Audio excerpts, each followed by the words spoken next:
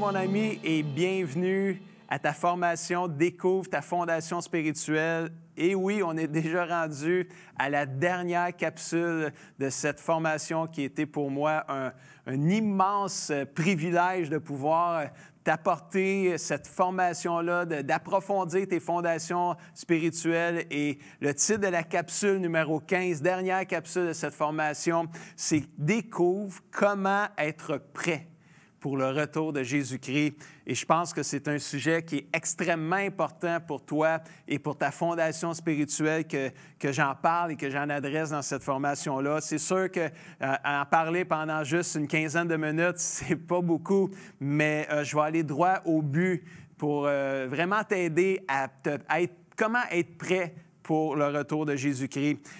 Quand Jésus est venu la première fois sur la terre, il est mort, tu sais, il est mort sur la croix, il est ressuscité de la mort et il est monté vers le ciel. Et il a dit qu'il était pour revenir une deuxième fois et prendre avec lui son Église, la famille spirituelle, tu sais, comme on a pu voir dans une capsule précédente. Donc, il va venir prendre avec lui toute son Église, tous les gens qui sont nés de nouveau. Et Jésus parle de son retour et de l'enlèvement de l'Église à plusieurs reprises dans les évangiles du Nouveau Testament. Et il te dit aujourd'hui que la clé pour ce grand jour-là de son retour n'est pas de savoir quand ça va arriver, mais la clé, c'est d'être prêt quand il va revenir et quand ça va arriver. Et il a deux précieux conseils. Il y en a plus que ça, là, mais pour aujourd'hui, pour cette capsule-là, puis la base de ta vie spirituelle, Jésus te donne deux précieux conseils qu'il va te donner aujourd'hui au travers de ce que je vais te dire et qui vont t'aider à te préparer avant son retour qui est plus près aujourd'hui qu'il ne l'était hier. Donc, si on lit dans Matthieu 24, verset 42, ça dit « Restez donc éveillés, vous ne savez pas quel jour votre Seigneur viendra. » Et le premier conseil que Jésus veut te donner pour te préparer à son retour, c'est « reste éveillé ». Tu le vois vraiment dans le verset « Restez donc éveillés »,« reste éveillé ». Le mot « éveillé » vient du mot grec « grégorio ». Je ne sais pas si je le prononce bien, là, mais tu le vois à l'écran, anyway. Et ça signifie « veiller », porter une attention stricte et active. Wow! Donc, ça veut dire là, que ce n'est pas le temps de dormir. On n'est pas dans la saison pour dormir là, présentement. C'est dans la saison de rester éveillé, d'être vigilant, d'être alerte, de porter une attention stricte à tout ce qui se passe autour de nous présentement. Si Jésus te demande de rester éveillé, et il en parle assez souvent, c'est parce que la possibilité de t'endormir, elle est là. Donc, sois vigilant, fais attention, laisse-toi pas prendre au piège de l'endormitoire spirituel. Reste éveillé, comme Jésus dit. Puis, pour t'aider à bien comprendre ce que Jésus veut dire par « reste éveillé », bien, il raconte une histoire, puis je vais la lire avec toi pour que tu comprennes et que tu saisisses bien, puis ça va apparaître à l'écran. C'est dans Matthieu 24, versets 43 à 51, puis ça dit « Comprenez ceci, le maître de la maison ne sait pas à quelle heure de la nuit le voleur va venir. » Parce que s'il savait, bien, il resterait éveillé, hein, c'est ça. Fait que, bien, si le maître de la maison ne sait pas à quelle heure de la nuit le voleur va venir, sinon il resterait éveillé puis il ne laisserait pas le voleur entrer chez lui. C'est un peu une belle image qu'il dit ici. C'est pourquoi vous aussi soyez prêts. En effet, le Fils de l'homme viendra et vous ne savez pas à quel moment ça va arriver. Le serviteur fidèle et intelligent, qui est-il? C'est celui auquel le maître a dit « Je te confie ce travail. Donne à manger aux autres serviteurs quand il le faut. » Ça, c'était le travail que le maître avait dit à ce serviteur-là. Et regardez au verset 46, ça dit « Il est heureux, ce serviteur, si son maître, quand il revient, le trouve en train de faire ce travail qu'il lui a demandé de faire. Je vous le dis, c'est la vérité, le maître lui confiera toutes ses richesses. Mais supposons ceci, le serviteur est mauvais et il se dit « Mon maître ne revient pas si vite que ça, il tarde à venir. » Donc, il se met à frapper ses camarades de travail, il mange et boit avec les ivrognes, parce que là, il dit « Hey, j'ai du temps, mon maître tarde, il ne reviendra pas tout de suite. Hey, j'ai du temps. » Puis là, bang, le maître arrive pendant que lui est sur le party, là. Alors, le maître vient un jour où son serviteur ne l'attend pas, et à une heure qu'il ne connaît pas. et il chassera ce serviteur, il le punira comme Dieu punit les hommes et les gens qui sont faux. Cette histoire-là, dite par Jésus, t'enseigne à être toujours prêt au cas où Jésus reviendrait plus tôt que prévu.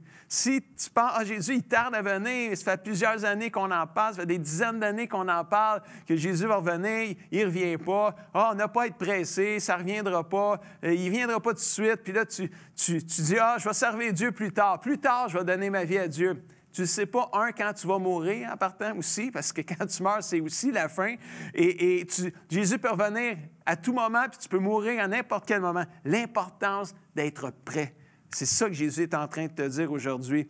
Puis, c'est le temps de te mettre au travail, c'est le temps de servir avec les dons que Dieu t'a donnés, puis faire ce que le Seigneur te demande avant qu'il revienne, puis qu'il puisse te voir en train de servir quand il va revenir. Et ça, là, ça va faire la joie vraiment du Maître. Tu es un représentant de Jésus sur cette terre. Tu l'as vu dans la capsule sur découvre ton identité spirituelle. C'est le temps de se donner la main. C'est le temps d'annoncer la bonne nouvelle de Jésus comme jamais auparavant, d'inviter les gens à découvrir Jésus, à tomber en amour avec Jésus. Avec l'Internet aujourd'hui, tu peux inviter les gens à écouter des messages qui parlent de la foi en Jésus, du salut en Jésus-Christ. Ils peuvent recevoir le salut, la délivrance en Jésus, direct dans leur maison, dans leur lieu, dans leur chambre à coucher, dans leur bureau d'ordinateur. Mon ami, ce n'est pas le temps d'abandonner ton assemblée, c'est le temps de prendre soin des uns des autres. C'est le temps de prier les uns pour les autres. C'est le temps d'encourager les autres à rester connectés avec Jésus,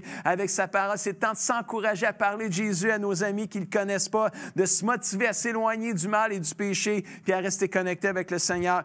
Heureux celui que le Maître Jésus trouvera en train de faire ça quand il reviendra. Wow!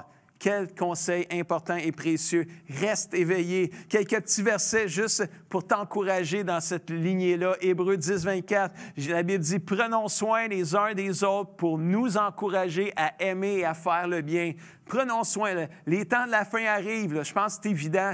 Mais là, prenons soin des uns des autres pour qu'on ne lâche pas, qu'on s'encourage puis qu'on parle de Jésus autour de nous autres. Hébreux 10, 25. N'abandonnons pas nos assemblées comme certains qui en ont pris l'habitude de ne plus venir. Au contraire, aidons-nous davantage les uns les autres puisque vous voyez, le jour du Seigneur est proche, le jour de son retour est proche. Hey, Seigneur vient bientôt, là, aidons-nous. Au lieu de ne pas nous aider, au lieu de nous parler les uns contre les autres, aidons-nous, fortifions-nous les uns les autres. Romains 13, 11, vous connaissez le temps où nous sommes, c'est le moment de sortir du sommeil. Éveille-toi, sois éveillé, reste éveillé, dit Jésus. Et en effet, quand nous avons cru au Christ, le salut était encore loin. Maintenant, il est plus près de nous qu'il ne l'a jamais été. Jésus est proche de revenir, c'est vraiment sérieux. Si tu ne vis pas dans l'attente du retour de Jésus et de l'enlèvement de l'Église, tu es enclin à t'endormir spirituellement. Alors fais attention, mon ami, reste éveillé. C'est le conseil de Jésus pour te préparer à son retour. Le premier conseil de Jésus, c'est reste éveillé aux choses spirituelles, alors que le Seigneur peut revenir plus vite que tu le penses. Deuxième conseil, c'est fais le plein spirituel.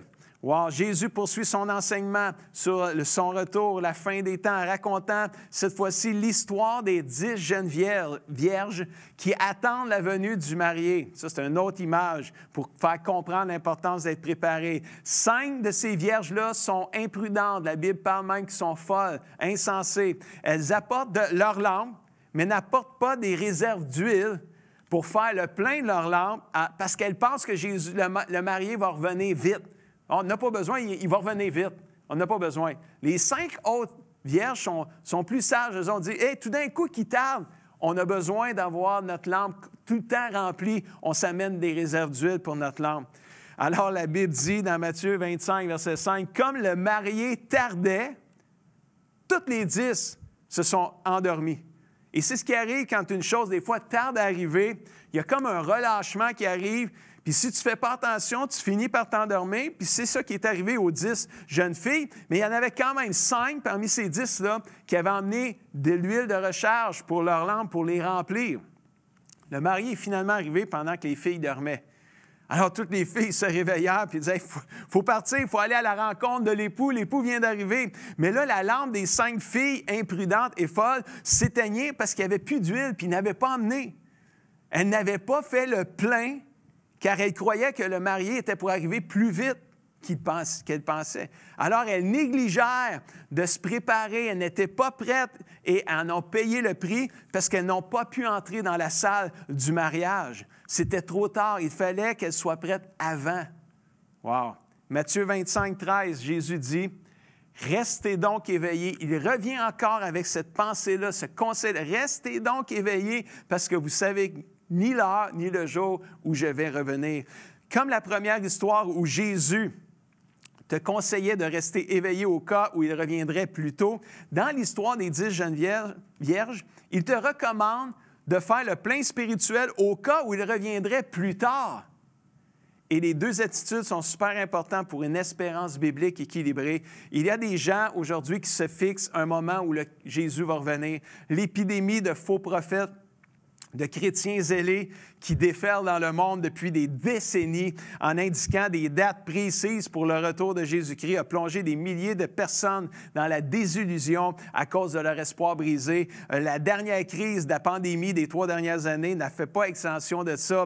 Il y a des gens qui ont annoncé que l'Église serait enlevée en septembre 2020 et alors que j'enregistre cette capsule-là, on est en 2023, le Seigneur n'est pas revenu encore. Rien dans la Bible ne promet que Jésus va revenir selon la chronologie des hommes. Il va revenir quand ça va être le temps de Dieu pour lui de revenir. La parole de Dieu indique à plusieurs reprises que tu ne sais ni le jour ni l'heure de son retour. L'ultime conseil de Jésus pour toi avant son retour, c'est d'être prêt en étant éveillé, alerte à tout ce qui se passe, vigilant et en faisant le plein spirituel.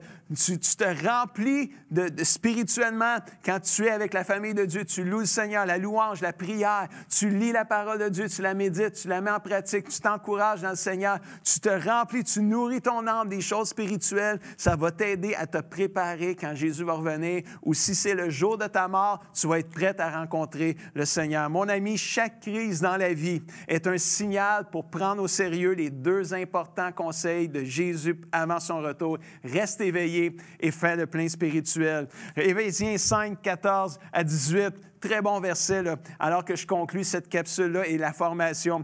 Éphésiens 5, 14, 18, c'est pourquoi on dit « Réveille-toi, toi qui dors. » Et le Seigneur t'éclairera de sa lumière. Amen. Faites bien attention à votre conduite. Ne vivez pas sans réfléchir. Vivez plutôt comme des gens qui sont sages, comme les 5 vierges là, dans l'histoire là, qui ont emmené des réserves d'huile pour toujours remplir leur lampe, pas qu'il manque d'huile dans leur lampe.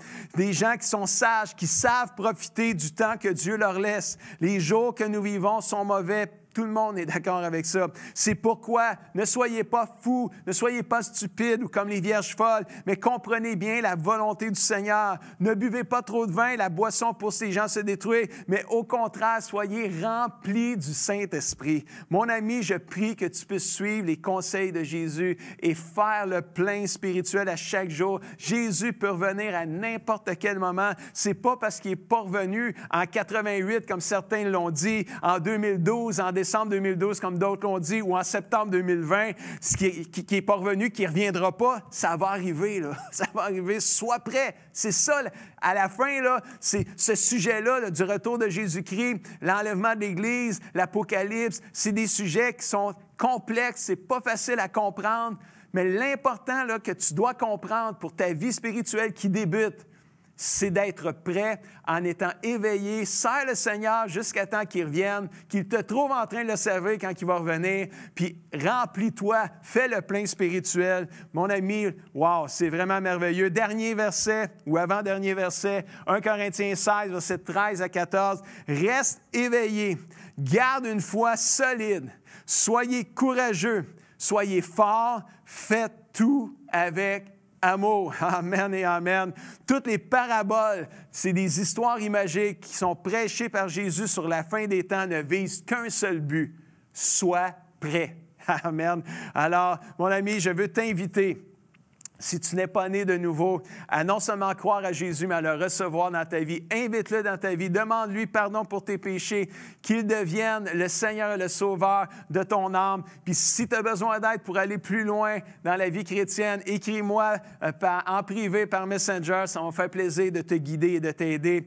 Je te laisse avec le dernier défi de la formation, c'est lis, médite les versets de la capsule et pratique ce que tu apprends de la parole de Dieu. J'aimerais prier avec toi une dernière fois en terminant cette capsule et cette formation. Papa Céleste, merci pour le privilège que j'ai eu de pouvoir enseigner les fondements spirituels à mon ami qui m'a écouté de la capsule 1 à la capsule 15. Je prie, Seigneur, que tu puisses le fortifier, l'aider à grandir, à s'enraciner, à approfondir ses fondements spirituels, Seigneur, et qu'il puisse devenir fort, courageux et solide, qu'il puisse rester éveillé et actif en train de te servir jusqu'à ton retour. Au nom puissant de Jésus, je le prie. Et tout le monde dit Amen et Amen. Si tu as aimé cette capsule et toute cette formation, je t'invite à la partager avec quelqu'un que ça pourrait aider. Ça va sûrement faire la différence dans sa vie.